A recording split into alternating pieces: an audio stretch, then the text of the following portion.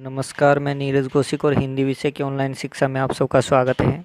आज हम पढ़ेंगे कक्षा 9 की हिंदी की व्याकरण का एक उपविषय अलंकार। देखिए, अलंकार बहुत ही महत्वपूर्ण उपविषय है जो आपकी अगली क्लासों में भी अगली कक्षा में भी काम आएगा। अलंकार होते क्या हैं, यहाँ से हम शुरुआत करते हैं। देखिए, अलंकार जो है सामान्य रूप से अलंकार का अर्थ होता है सजाने के गहने या आभूषण। अर्थात अलंकार जो है अलंकृत शब्द से बना, जिसका अर्थ होता है सजाना या सजावट करना। तो कविताओं को जो है कवि अपने शब्दों के माध्यम से सजाते हैं, क्योंकि उनके पास सजाने का साधन। कविता को सजाना किस चीज़ से, गहने आभूषण से तो नहीं सजा सकते, तो उनको सजाएंगे शब्दों के माध्यम से। इसी को अलंकार कहते हैं। अर्थात शब्दों का इस प्रकार प्रयोग करना जिससे काव्य का सौंदर्य बढ़ जाए, इसे अलंकार कहते हैं। अधिक अलंकार के मुख्य दो भेद हैं, शब्दालंकार और अर्थालंकार। 9वीं कक्षा के पाठ्यक्रम के अनुसार हम शब्दालंकार में दो प्रकार, शब्दालंकार के जो मुख्य प्रकार हैं 3 प्रकार, अनुप्रास, यमक, श्लेष, इनको पढ़ेंगे। और इसी प्रकार अर्थालंकार में हम पढ़ेंगे उपमा, रूपक, उत्प्रेक्षा, अतिशयोक्ति और मानवीकरण अलंकार। तो चलिए शुरुआत करते हैं।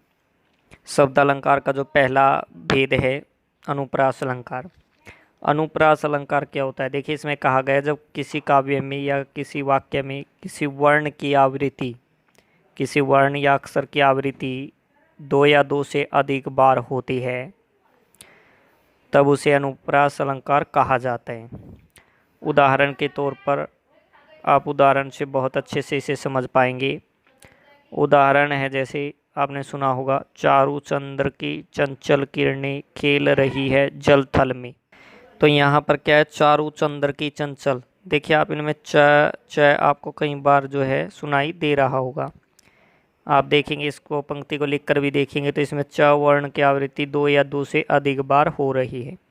इसलिए आप कहेंगे प्रमाण के साथ कि यहाँ पर अनुप्रास अलंकार का प्रयोग किया गया है। ऐसे ही कुछ और उदाहरण भी हैं, जैसे कल कानन कुंडल मोर पखा उर्पे कमाल विराजते हैं। देखिए, कल कानन कुंडल, कल कानन कुंडल, क वर्ण की आवृत्ति 2 या 2 से अधिक बार है। जब किसी वर्ण की आवृत्ति 2 या 2 से अधिक बार हो तो वहाँ पर निश्चित रूप से अनुप्रास अलंकार ही होता है। ऐसे ही अगला उदाहरण है तरणी तनुजा तट तमाल तरुवर।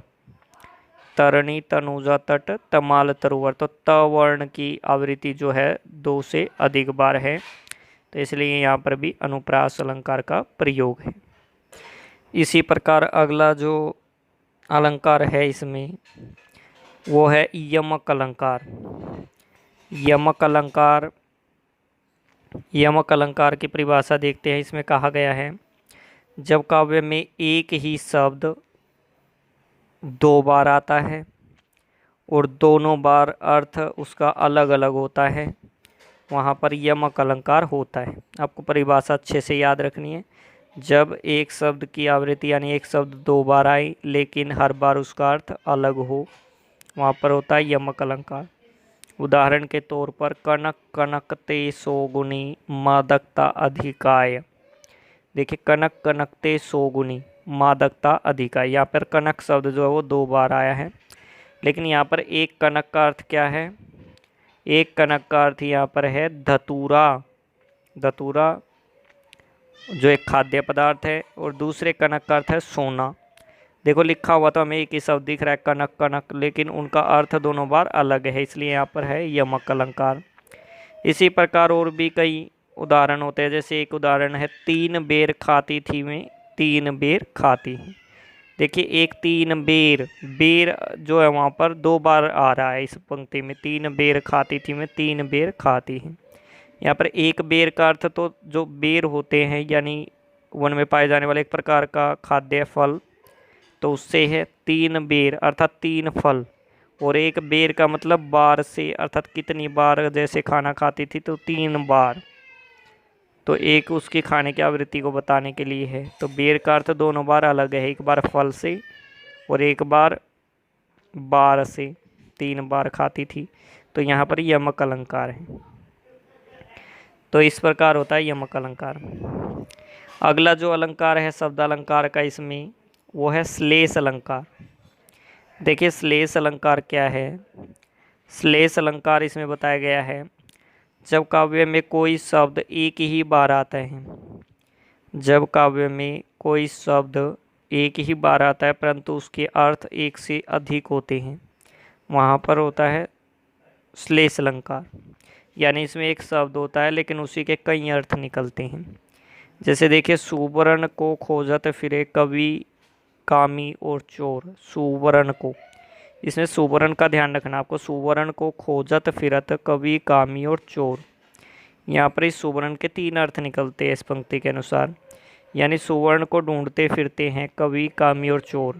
यहाँ पर कवि कामी और चोर तीनों के लिए अलग अलग अर्थ है इस सुवर्ण का। कवि के लिए सुंदर वर्णों से अर्थात सुंदर लेख से है, सुंदर अक्षरों से है। इसी प्रकार जो कामी है उसके लिए सुंदर वर्ण से अर्थात सुंदर रंग से है, सुंदर व्यक्ति से है। इसी प्रकार जो चोर है उसका अर्थ सुवर्ण का स्वर्ण से या कीमती वस्तु से है। तो तीनों के संबंध में जो है अलग अलग अर्थ रखता है ये सुवर्ण। इस प्रकार हम कह सकते हैं श्लेष अलंकार वह अलंकार होता है जिसमें एक शब्द के 2 या 2 से अधिक अर्थ निकलते हैं। श्लेष का वास्तव में अर्थ ही ये होता है जहाँ पर एक शब्द से कई अर्थ चिपके हुए हों, तो इसे कहते हैं श्लेष अलंकार। तो इस प्रकार आपके शब्द अलंकार के मुख्य ये 3 प्रकार थे, अनुप्रास, यमक और श्लेष अलंकार।